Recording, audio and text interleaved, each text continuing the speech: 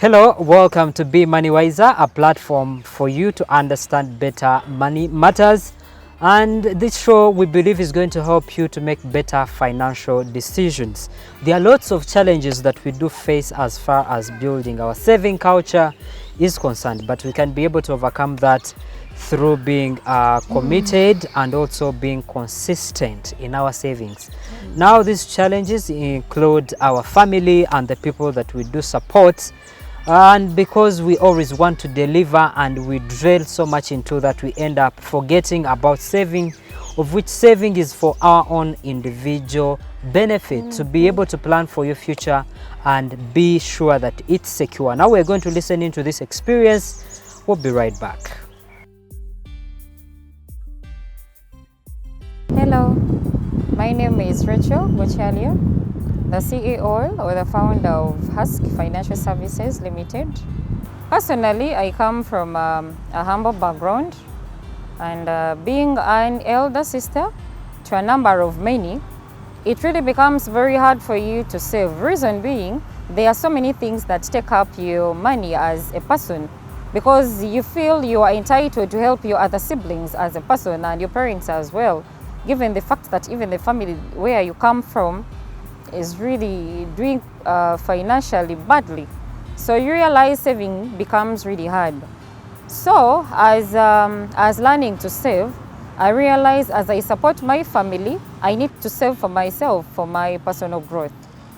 It's through savings that I was able to start the business that I am currently running, the business that I've had for over 5 to 6 years now. It was through savings, however little it was. It's the money that I had to start with.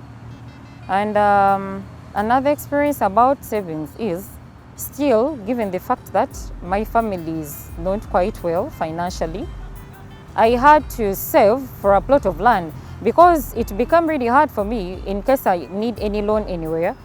As far as I know, whichever financial institution or bank that you'll have to go to, you have to need collateral security, which I never had. So I realized as a person, I obviously need to have security. So I'm like, whether I want or not, I need to again save for a plot of land, because it is the only thing that can bail me out. And given the fact that I never had enough capital to run my business, I realized it's only a loan that can at times help me out. So I learned how to save.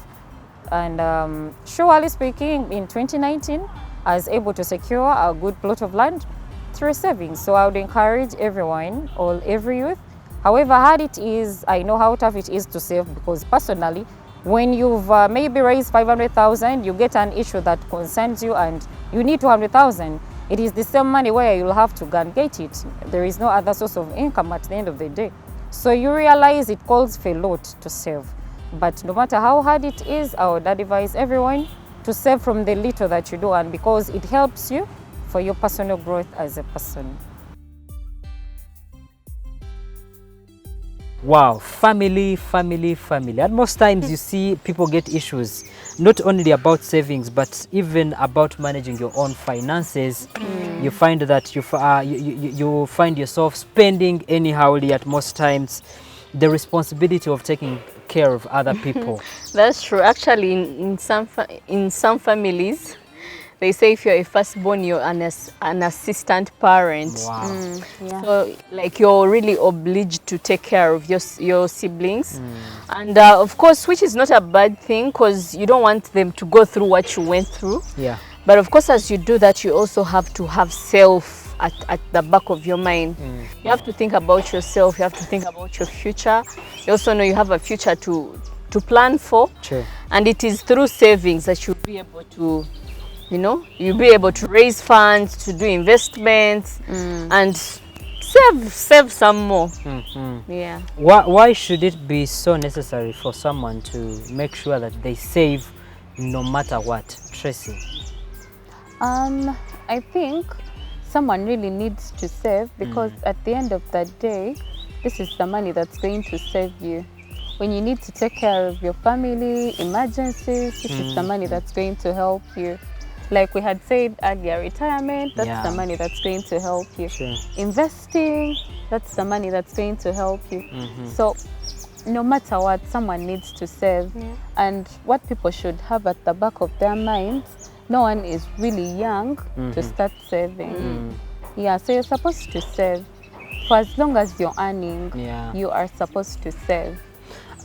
Do you have a sibling at home that you're sure I'm vulnerable to this young sibling of mine, and you usually find yourself spending on them and you just can't avoid it? Yes, I do. I do. So how do you manage to make sure that it doesn't affect your finances? However much you want really to give your siblings whatever they need. It does not really affect me because I'm one person that plans for my money. Okay. I don't just spend anyhow. Yeah, so my money has a plan. Every time I have it, it has a plan. So I'm one person that will not give my brother just because he needs something. Yes. Yes. Okay. Actually, adding more to that, planning is key.